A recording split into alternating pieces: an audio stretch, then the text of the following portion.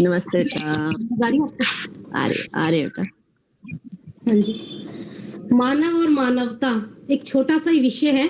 आप सभी के समक्ष थोड़ी सी लाइनें कुछ प्रस्तुत करना चाहूंगी इस विषय पर। नित्य समय पर सारे जग में छाना सूरज की पहचान है। समय के संग संग जो है चलता मानव वो महान है, मानव वो महान है। वंदनीय मातृशक्ति और धर्म प्रेमी सज्जनों, मानवता के ऊपर कुछ बोलना चाहूंगी मैं।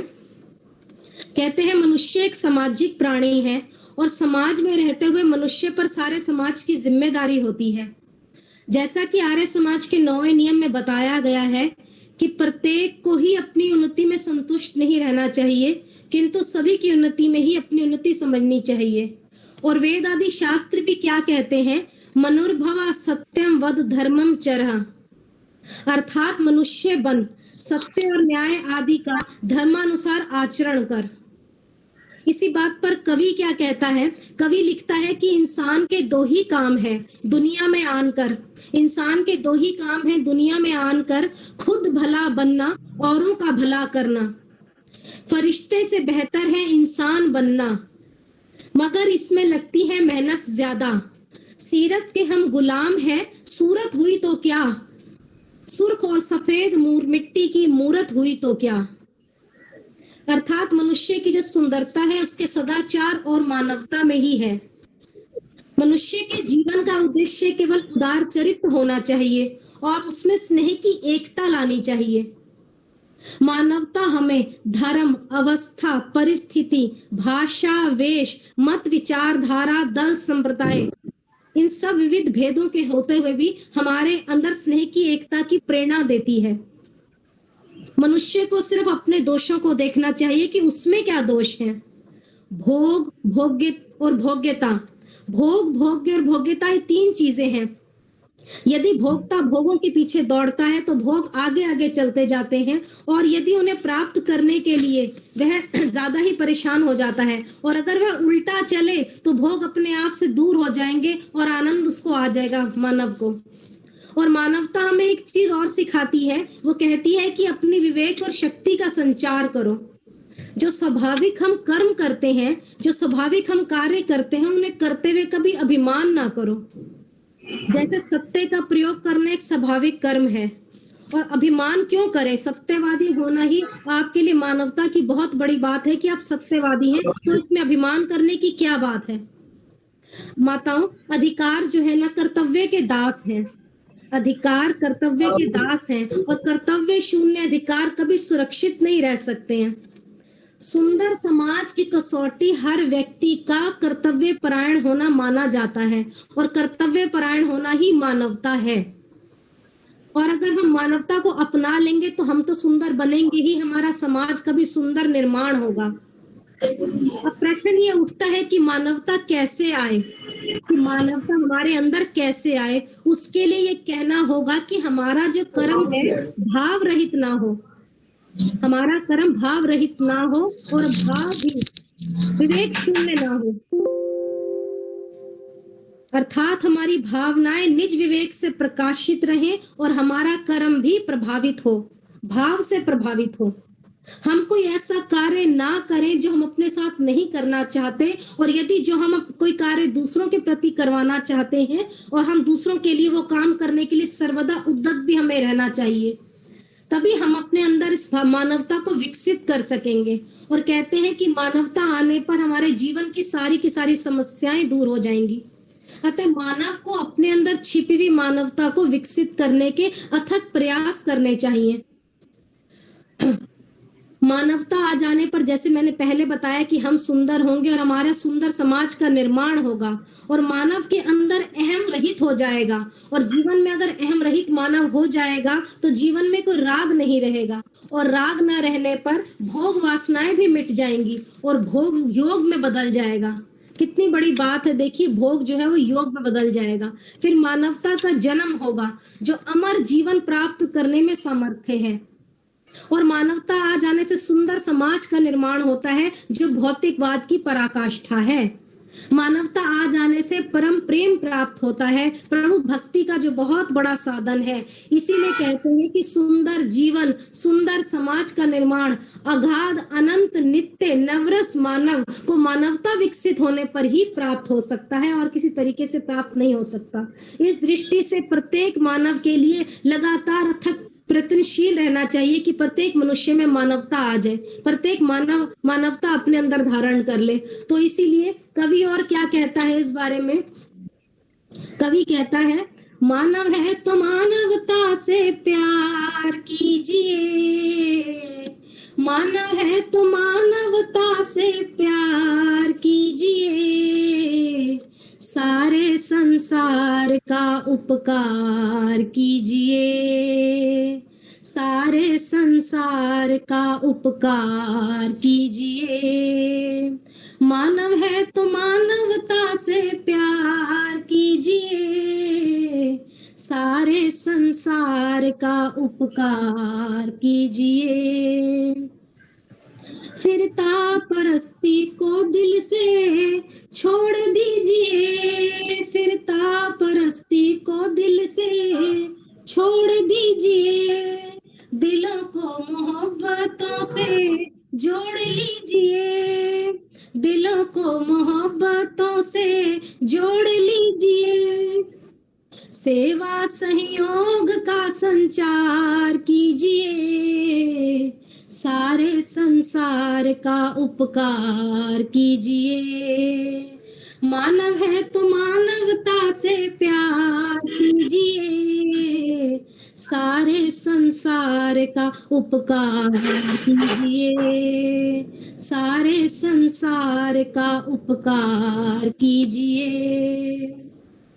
यहाँ ये दो अक्षर है सेवा और सहयोग। आज सबके दिलों में सेवा और सहयोग की भावना होनी बहुत ही जरूरी है। जिस तरह से आजकल के हालात हैं, उसी में मैं एक योगाचार्य होने के नाते छोटी सी बात कहूंगी कि जिस बीमारी से हम लोग डर रहे हैं कोरोना कोरोना करके, यदि आपको बुखार है, आपके शरीर में हल्की सर्दी है, थोड़ी बहुत कफ आपको हो रही है, सिर दर्द, कुछ कमजोरी फील हो रही है आपको, तो ये कोरोना वोरोना नहीं, ये आपका सिर्फ वहम है, ये आपकी फीलिंग है। क्योंकि जैसा हमारा शरीर रिएक्ट करेगा ना, वैसे हमारा मन भी वैसे महसूस करने लग जाएगा।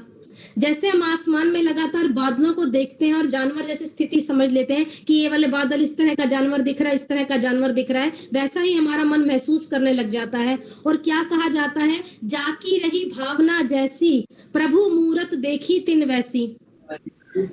अफवाह फैलाने वालों से और नेगेटिविटी फैलाने वालों से आप दूर रहिए। मैं यही कहना चाहूंगी आपसे कि योग करिए, प्राणायाम करिए, एक्सरसाइज करिए, अपनी इम्यूनिटी बढ़ाइए, रात को हल्दी वाला दूध पीजिए, सकारात्मक एक्टिविटी कीजिए, अपने आप को व्यस्त रखिए। याद रखिए आप इस बात को, यदि कोरोना आपके शरीर में आ भी गया तो शायद आप बच जाएंगे, परंतु कोरोना आपके दिमाग में अगर आ गया तो आपकी बर्बादी बिल्कुल निश्चित है। इसलिए अपने दिमाग की चौकीदारी करिए, आप अपना खुद का भी ध्यान रखिए और उस परमपिता परमात्मा का हर समय शुक्र कीजिए। और क्या कहता है कवि, कवि कहते हैं कि हे भूमि माता, हे भूमि माता, गोदियां तेरी हो मंगलमय सदा, रोग शय तुझ में न हो, निरोग हो सब जन सर्वदा, दीर्घ जीवन हम जिए, होवे निराश न हम कभी, सावधान रहे सदा हम, तेरे स्नेही हो सभी, तेरे स्नेही हो सभी।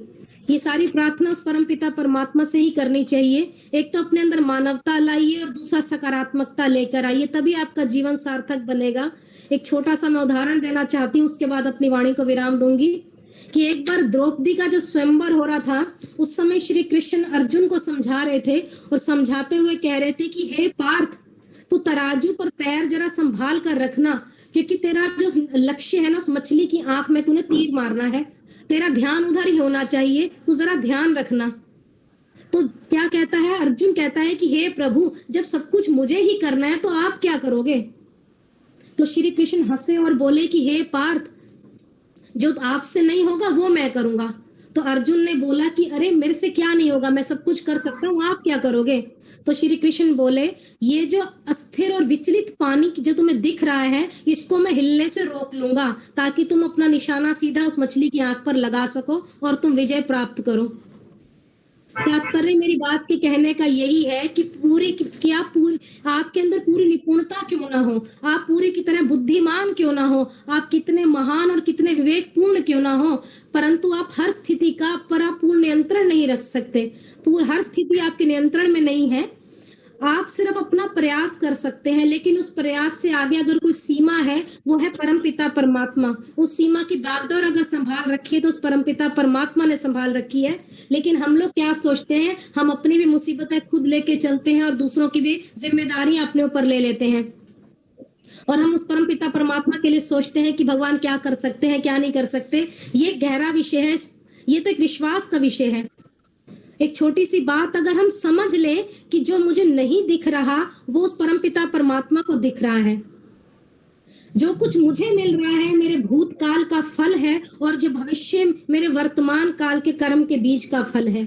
इसलिए मैं कहूंगी कि कभी हैरान मत हो, उस परमपिता परमात्मा पर विश्वास बना के रखो, वही सब विधि का विधान चला रहा है। मन को थोड़ा स्थिर रखो, उस पर पूरी श्रद्धा रखो, इधर उधर की बातों में अपना ध्यान व्यर्थ ना लगाओ, अपने मन में पूर्ण विश्वास रखो, तभी आप आगे कदम बढ़ा सकते हैं।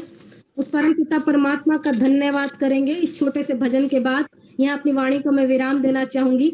एक छोटा सा भजन कह के अपनी बात खत्म करना चाहूंगी, और मैं प्रार्थना करूंगी ये सब भजन आप सब मिलकर मेरे साथ बोलेंगे मन ही मन में। मेरे परम पिता परमात्मा, कर सब दुखां दा खात्मा। मेरे परम पिता परमात्मा, कर सब दुखां दा खात्मा। हर पासे सुख दी आस करां, हथ जोड़ के मैं अरदास करां। मेरे परम पिता परमात्मा, कर सब दुखां दा खात्मा। रोक ले दुखां दी आंधी नू, ए दुनिया मुकदी जांदी नू। हुण बख्श दे कीते गुनाहां नू, नाल पा दे सिद्धियां राहां नू। मेरे परम पिता परमात्मा, कर सब दुखां दा खात्मा। सारी दुनिया तैनू पुकार रही, तेरे रहमा दा कर इंतजार रही। सारी दुनिया तैनू पुकार रही, तेरी रहमा दा कर इंतजार रही।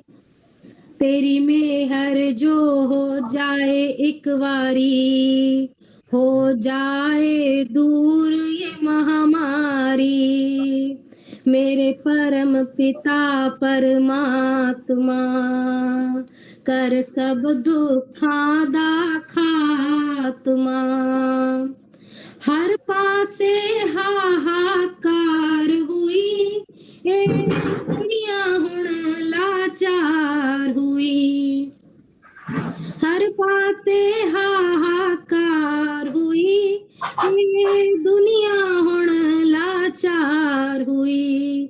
सुन ले विनती हुण बच्चियां दी, ए गल हुण वसों बार हुई। मेरे परम पिता परमात्मा, कर सब दुखां दा खात्मा। हर पासे सुख दी आस करां, हथ जोड़ के मैं अरदास करां। मेरे परम पिता परमात्मा, कर सब दुखां दा खात्मा। बहुत बहुत धन्यवाद समय देने के लिए आंटी।